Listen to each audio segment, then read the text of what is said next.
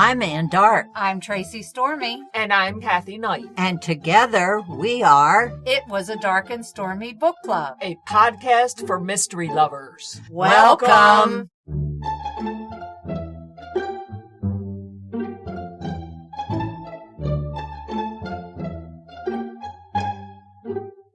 If you enjoy our show, please consider contributing to the Dark and Stormy Patreon. By becoming a patron, you will help us create better and quality content. There are also benefits to becoming a patron, such as exclusive content and Dark and Stormy merchandise. Become a supporter at patreon.com/darkandstormybc. Check our website for the link. We appreciate any and all contributions. Thank you. Hello and welcome to episode 157 of Dark and Stormy Book Club. Today we have a visit with the master of mysteries, Anne Perry. Anne Perry was born in Blackheath, London, England in October of 1938. Anne is a prolific author and writes several series. The most well-known features the Victorian policeman, Thomas Pitt, and his well-born wife, Charlotte. This is arguably the longest sustained crime series by a living writer. None of her books has ever been out of print. Over 26 million copies of Anne's books have now been sold worldwide to enormous critical and popular acclaim. She won the coveted Edgar Award in the year 2000 for her short story, Heroes. She was awarded the Pierrot d'Honneur Aiglon Negro in 2015. Please pardon my pronunciation. Was selected by the Times as one of the 20th century's 100 masters of crime. In 2020, she was the guest of honor at BoucherCon. She currently resides in California. Her second book in the Elena Standish mystery novel is A Question of Betrayal. This is number 2 in her Elena Standish mystery series. Britain's Secret Intelligence Service, MI6, has lost contact with its informant in northern Italy. Just as important information about the future plans of Austria and Nazi Germany is coming to light. Young Elena Standish, to her surprise, is the only person who can recognize MI6's man because he's her former lover. Aidan Strother betrayed Elena 6 years ago, throwing the shame on her entire family. Now, with so much to prove, Elena heads to Trieste to track down Aidan and to find out what happened to his handler, who has mysteriously cut off contact with Britain. We are thrilled to introduce Anne Perry to the program. She is the author of several of our favorite series. She is going to talk about her latest book. Welcome, Anne Perry. Thank you. You have an offshoot of the Thomas and Charlotte Pitt mystery series with your series featuring their son Daniel. With the budding of women's rights coming up in the story timeline, will Jemima be getting a series of her own? I don't think that's very practical because she lives in New York. I can write about England because I am English and have lived there a long time. New York, I don't know so well, but I think I might bring her husband to be a policeman in Britain. Then I can get her in any episode I want. Full of fight and curiosity and battling injustices and so forth. But you have to be careful you don't introduce too many characters into a story so that it becomes just a sort of brief appearance for anybody you fancy. I find one of the best exercises as a writer is to take out characters I just like but really don't need. Give them another story later on. Well, that must be fun as a writer that you get to play with their lives and you can put certain people here and move this person there. As long as it works and as long as the publisher accepts it.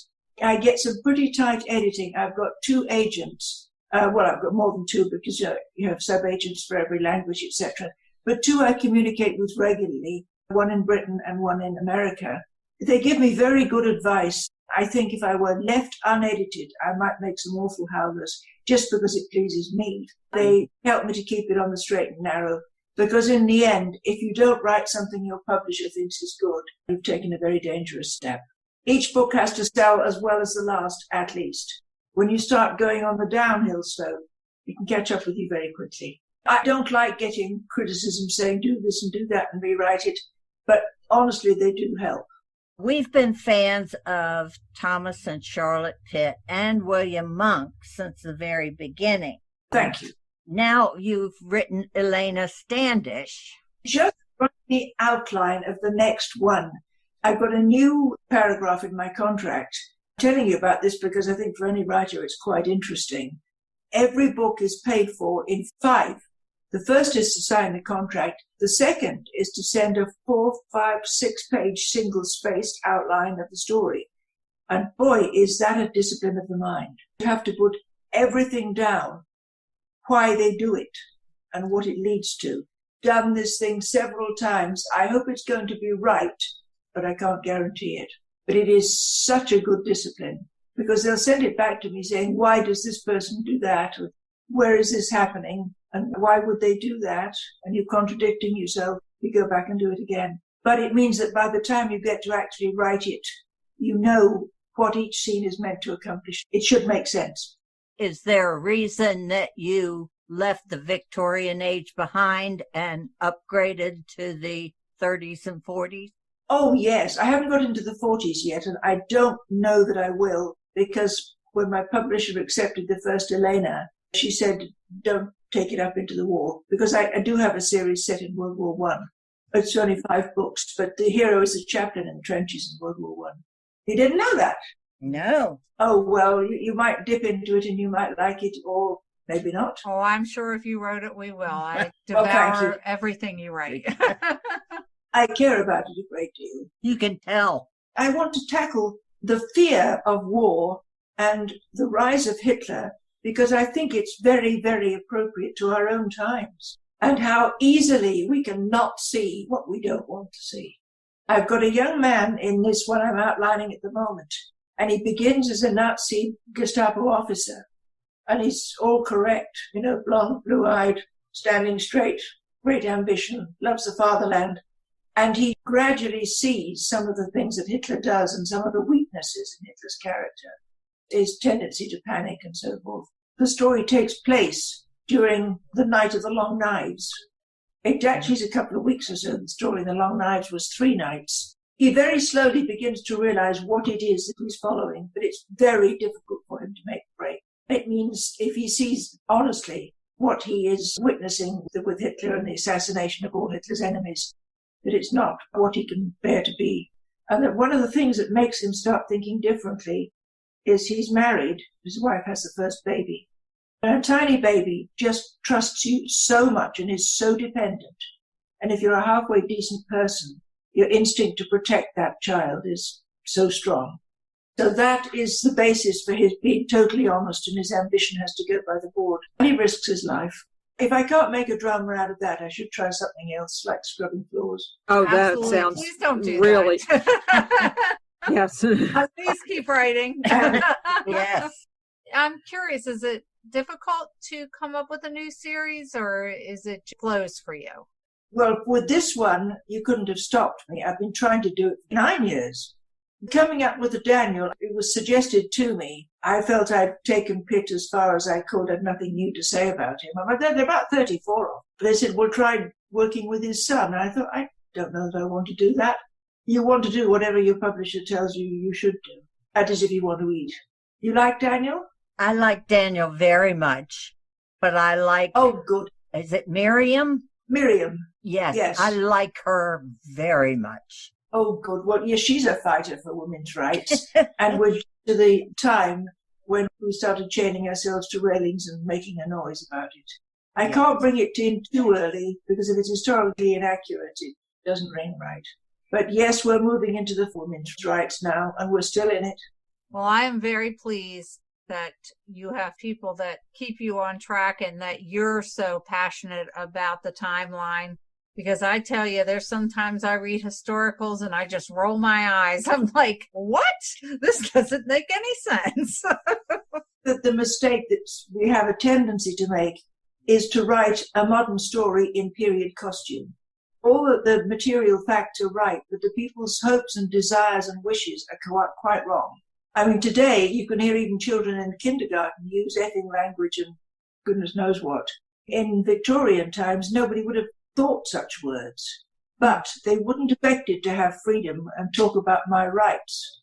You just didn't have many rights. The Married Women's Property Act was in the 1860s, and up until that time, your husband owned all your property, including your child and your clothes, and maybe your mother died and left you a wedding ring or something. Everything belongs to your husband. You cannot be robbed because you don't own anything. Can you imagine that? If you were a widow, you would have to find a man, somebody in your family or something, to take over the estate. That's just crazy. You might be lucky if he was a small tradesman. You might find that you were actually better at it than he was, and you'd be allowed to go ahead. You know, not being able to own anything. And if your husband says, oh, she's crazy, you could find yourself locked up with no recourse. I mean, no wonder we got cunning. How else are we going to survive? And no wonder people are angry. If you've got a child, you want to survive. You need to survive because the child needs you. I did one story, I think it was in the Monk series, where a woman did kill her husband. And Monk had a feeling there was a lot more to the story than was being told. And her husband was actually sexually abusing their son. What is she to do? If she tells anybody he's doing that sort of thing, they'll shut her up in the madhouse. In the last William Monk, if I remember right, the woman that was murdered by the pirates, to say it lightly, she was independent. She had money coming. Yes, she was an heiress. As long as she was alive, when she was dead, he could take it all. Married women had somebody to look after them, but in many ways they had it pretty tough. Do as you're told. Because there wasn't much in the way of reliable birth control. Yes, definitely. We talked a little bit about Daniel. Will Daniel grow in the series, and will that series continue on? If he doesn't grow, the series will be terminated anyway, because it's a bad job if your characters don't grow at all. So, yes, he will have to grow. How long he'll go on, I don't know. I mean, how long will I go on? I don't mean I'll retire, but I might lose my marbles or even just die. Well, I hope for many years. Well, I hope so too. As long as I keep them up to standard, I think they'll probably go on. But if I start repeating myself or he becomes boring, they won't renew the contract. Normally, I go a year at a time, get a year's contract and write to contract, because it's how I earn my living. I mean, don't survive without it. I don't see him going as far as World War I, which is 1914, simply because my editor said, please don't take him into the war. But she might find by the time we get there, I think it was only in 1912 now, because I've written the next one after the one that's going to come out soon. I've just finished Daniel 5. He doesn't have a title yet. I don't give them titles because they always change them anyway, and then I get upset. So I said, you call it. So you said that the publisher didn't want Elena to go into World War II, and they didn't want Daniel to go into World War I. Is there a reason they don't want either character to move into the wars? Well, it could be because I've written 5 war stories already, and they were mostly on the front line in the trenches and so forth. I had 5 main protagonists, and I only realized afterwards that not one of them fired a gun in anger. The main character was a chaplain in the trenches, after my own maternal grandfather, who was a chaplain in the trenches in World War I. His younger brother is in MI6. The 2 sisters, one drives an ambulance on the Western Front, and the other one stays at home raising her children. Here's a little bit about her husband, who's in the Navy. And the other character, war correspondent. And I got all the way through without any of them having killed anybody. I think that speaks to your character, truly. Well, it does, because I didn't even realize until I thought of them. And I said, nobody's a soldier. I mean, it really is. It's kind of refreshing, though. Well, I hope so. I did it the way I wanted to do it. It was a labor of love. There was one for each year of the war, although the war was only for about 4 years long. I had one which led up to the war and ended with when war was declared, the last little words being elapsed ago.